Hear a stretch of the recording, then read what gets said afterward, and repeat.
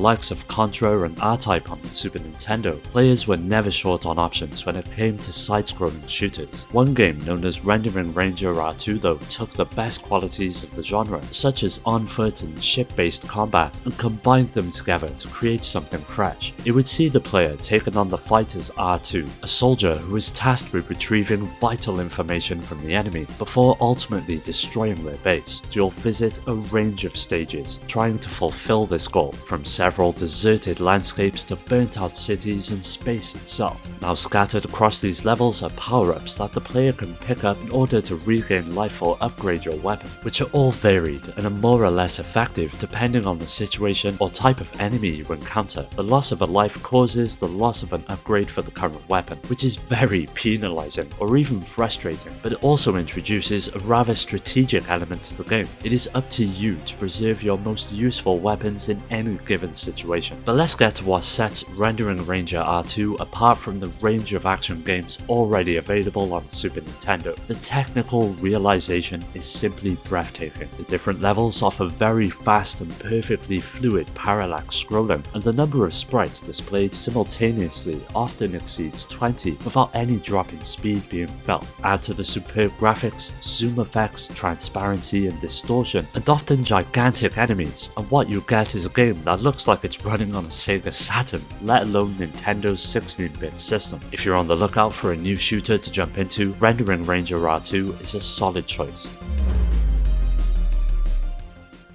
After the huge success of the first game, it was a bit of a no-brainer that Nintendo would go on to produce a sequel to Super Mario World. This time around, however, players would instead take up the fight as Yoshi, who is tasked with essentially babysitting a far younger Mario. The game is made up of 6 fun and challenging worlds, which are all comprised of around 8 levels each. Naturally, as you progress, the difficulty ramps up, with all the levels presenting their own distinct set of challenges and dangers to overcome. Luckily, Yoshi has developed a few new skills that help even the odds, with the ability to swallow your enemies and to lay an egg afterwards being the most famous one. If you're in possession of eggs, you can throw them at enemies or at switches via a weird but well-working target system. Yoshi can also use his feet to stay in midair after a jump for a few seconds longer, which is quite helpful in order to reach higher platforms. And you're also able to stomp on your enemies after a jump. All of these abilities come together to create a much more complex platformer than the first game. Now the visuals in this game still manage to amaze with their extremely cute and beautiful style, as well as the magnificent technical execution, ranking as one of the most graphically impressive SNES games of all time. The characters again are cute little sprites, featuring tons of awesome animations that look extremely fluid, as well as impressive sprite scaling, and they manage to add to the fun factor of the game. The backgrounds, however, feature a completely unique look that makes them seem as if they have been drawn with crayons, and despite this unusual approach, no one can deny that Yoshi's Island is a stunning game and one of the crowning achievements of the Super Nintendo.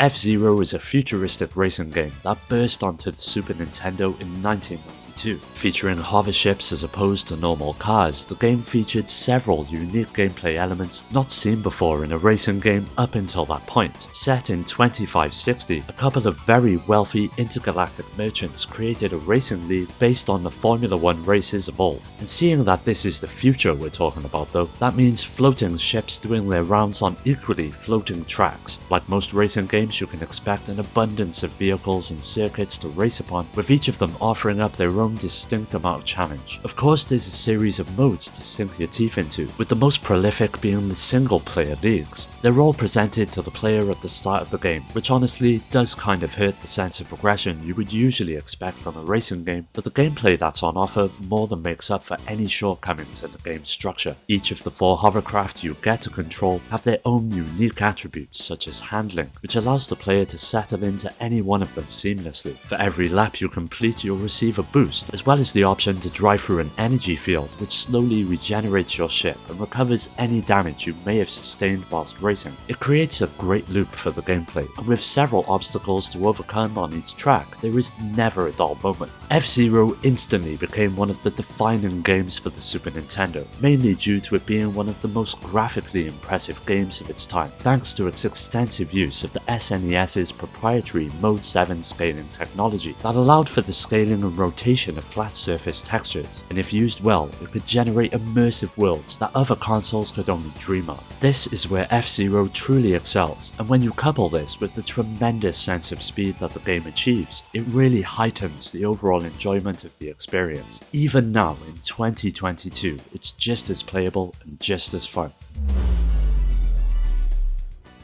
The Super Nintendo was home to a huge variety of incredible shooters, but there was one that absolutely pushed the limit of what was possible on the console, and that is Axley. As with many shooters, you jump into a ship and are tasked with taking on hordes of enemies that come your way. Of course, there's multiple ways to overcome this, mainly through the use of a generous amount of weapons that can pulverize enemies in a flash. Before each level, you get to choose 3 weapons from an arsenal that increases as you progress. If you get hit by an enemy, you don't lose a life straight away. Instead, you lose the ability to fire the weapon that you were using. You'll find yourself constantly switching up how you approach your enemies depending on what they're doing. But probably one of the most impressive features that Axley brings to the table is that the game is so visually sound and overall astonishing. The stages that you journey through are not just limited to side-scrolling perspectives, but also an overhead view, all of which allow you to see the detail, speed and colour that Axley has to offer. While the enemies are strictly your run-of-the-mill mechanical baddies, you'll find that the sheer size and imagination that went into the boss characters at the end of each stage is nothing short of amazing. When you place all of these things together, along with the wraparound 3-dimensional stages, you'll find that the game is truly ahead of its time on the Super Nintendo, and it is damned hard to find another game that matches the visual flair that this one brings out. Enemies come in all shapes, sizes and designs, with special effects such as transparencies and ripple warping that make for gorgeous encounters. Axley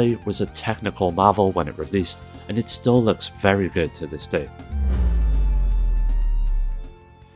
Thanks to the immense popularity of the Street Fighter series on the Super Nintendo, it wouldn't take Capcom long until they decided to move forward with a successor. Street Fighter Alpha 2 retains most of the new mechanics that were introduced in the original Alpha. You've got mid-air blocking, alpha counters, and a super meter with levels for varying super combo moves. The main difference is that the chain combo system was almost completely removed in favour of Street Fighter 2's combo mechanics. This was a move for the better, as Street Fighter 2's combo play was far superior in my opinion. As you would expect, you get a selection of fighters to choose from who all share the same basic moves but possess unique special attacks, and with several on offer, it's easy to settle into one that suits your style of play best. Now, Alpha 2 on the Super Nintendo is quite the technical achievement. It sacrificed very little when compared to its 32-bit offering on the PlayStation 1. There are some shortcomings, however, such as extremely toned-down ending sequences, but once in-game, and after a somewhat torturous amount of loading, the game looks gorgeous. Every fighter is equipped with an array of smooth, stylish animations, with every jump, taunt, flip and special move positively brimming with colour and energy. This carries over to the fighting stages themselves, which are just as detailed as the characters. It's really impressive to see it up and running on the 16-bit hardware without it skipping a beat, and it's remarkable just how complete a playing experience it delivers with this in mind. If you're an avid Street Fighter fan, I could not recommend this version of the game, as the Saturn and PlayStation 1 versions will always be king when it comes to that. But the fact that Alpha 2 is even on the Super Nintendo was even a thing is something that should be commended.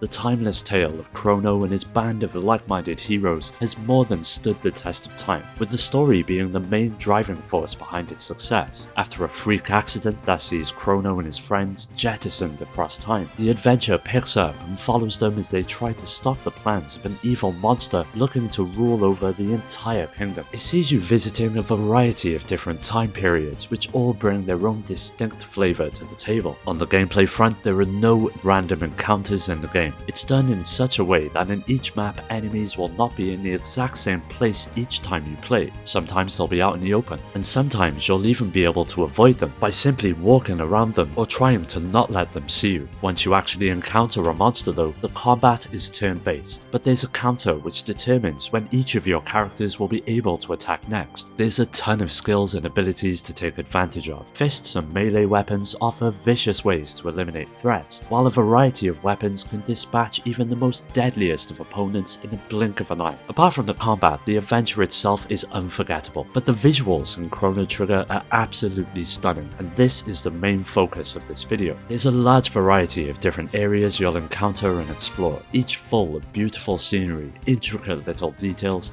and everything just blends together masterfully. This also translates to the battles quite nicely as well, as each move and special ability brings a certain weight and finesse along with it, that's represented by several special effects that light up the screen. If you still haven't played this timeless classic, now is the perfect time to give it a go.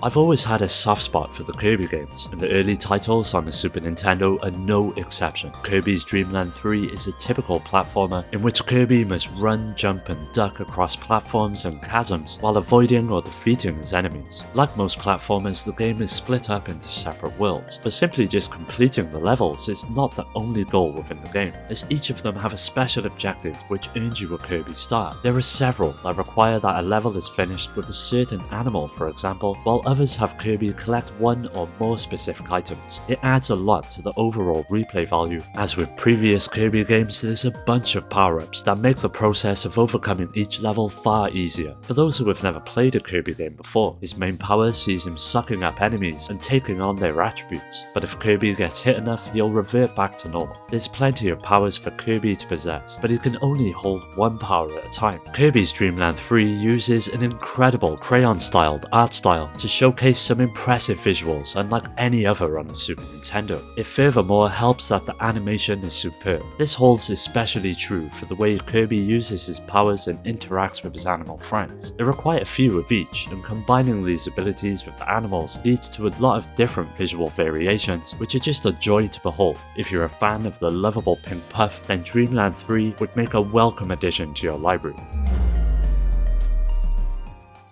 Before the PlayStation 1 hit the market, Nintendo had enjoyed a period of time where one of the most prolific RPG developers were exclusively making games for their systems. This naturally culminated in the two companies coming together and bringing the best of what they had to offer, that being Nintendo's Mario and the mastery of Square's RPGs. As with most RPGs, you'll be visiting a wide range of locations that are filled to the brim with a lovable cast of NPCs, which bring a real sense of humour to the narrative. But blending the world of Mario with an RPG was no simple task. Square did manage to maintain the simplicity of the series in many different ways, however. When it comes to gameplay, there's no random battles for one, which makes for a much more streamlined experience, allowing the player to avoid fights at will. But doing so would be a mistake, as it's easily one of the most enjoyable aspects of the gameplay. Now graphically, Super Mario RPG is off the charts. It takes on an isometric perspective, with the reason being that the characters were rendered in full 3D before being reduced to sprite form, and as such even now they look really good. The enemies all have a lot of life and animation to them, even if some of them are questionably dark for a Mario game. Square and Nintendo did a great job of redesigning current Mario enemies to suit this look, and seeing some of your old favourites in this style is bound to put a smile on your face. The locations also get the same treatment, and ground the adventure in believable spaces that convey a surprising amount of detail for a Super Nintendo game. If you never had the pleasure of playing this one back in the day, now is the perfect time to give it a go.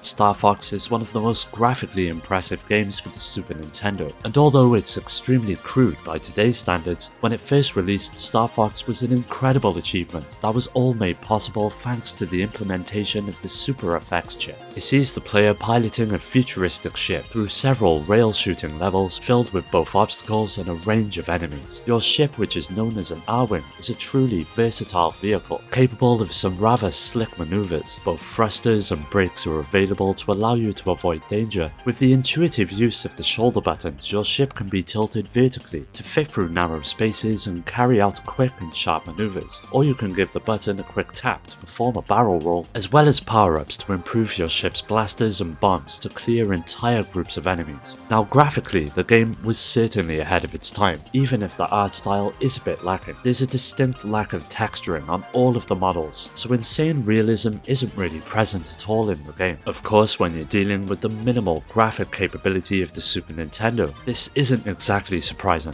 Still, the three-dimensional graphical output of the game is a marvel and one of, if not the most striking and most memorable aspects of the game itself. The fact that space and movement can be rendered so neatly must have been a breath of fresh air to console developers of their time, and certainly opened them up to new horizons. Argonaut succeeded in making Star Fox an enjoyable game, as well as also an effective display of the super effects chip it helped develop. Every Super Nintendo owner owes it to themselves to add this to the collection. There was no shortage of quality platformers on the Super Nintendo, but when it comes to sheer visual fidelity, there is no doubt that Donkey Kong Country 2 is the best of the bunch. What makes it so much fun though is the sheer variety of levels and things to do. From forests to pirate ships and beehives, you'll constantly be surprised with what the game throws at you, and thankfully the same can be said for the gameplay. If you've ever played the series before, you'll know exactly what to expect. The difference here being that instead of controlling Donkey Kong as well as Diddy Kong, Diddy instead takes the starring role of the adventure to find his old partner in crime. Joining him is Dixie, who brought many new and exciting gameplay elements that made the platforming all the more enjoyable, such as the ability to briefly hover in the air that made those trickier jumps a bit more palatable. Now visually, Donkey Kong Country 2 is in a league of its own and took full advantage of the then new compression technique that allowed the developers to incorporate more detail and animation for each character. Known as Advanced Computer Modeling, or ACM for short, this technique allowed the developers to incorporate more details and animation for any of the characters that make up the game. This process pushed the Super Nintendo to its absolute limits, but Rare went one step further and added various weather and lighting effects that rounded out the visual package quite nicely. Very little separates this game from the first. A few trivial details such as somewhat cleaner backgrounds and slightly more detailed sprites are all that have improved. It's difficult to praise Donkey Kong Country 2 in a way that hasn't been done before. This is simply one of the best games ever made. Well, that does it for today's video. Keep an eye out for part 2 as that will be coming up soon, so don't forget to subscribe and hit that bell to get notified about new videos. You can follow me on all of the socials which are linked below to stay up to date, and also join my growing community on Discord to meet many like-minded gamers to continue the conversation with. I'd like to give a special shout out to my Patreon supporters Rhino, Skill Jim, Steve, Richard, Amy, Daniel, Paul, Dio, Omar, Awesome Jacket Dude, Pierre, Carl, Strider and Paddy J for their continued support that helps make these videos possible. If you're interested in joining my Discord or supporting my channel through Patreon, you'll find all of these links in the description. As always, thanks for taking the time to watch the video. I'll catch you next time.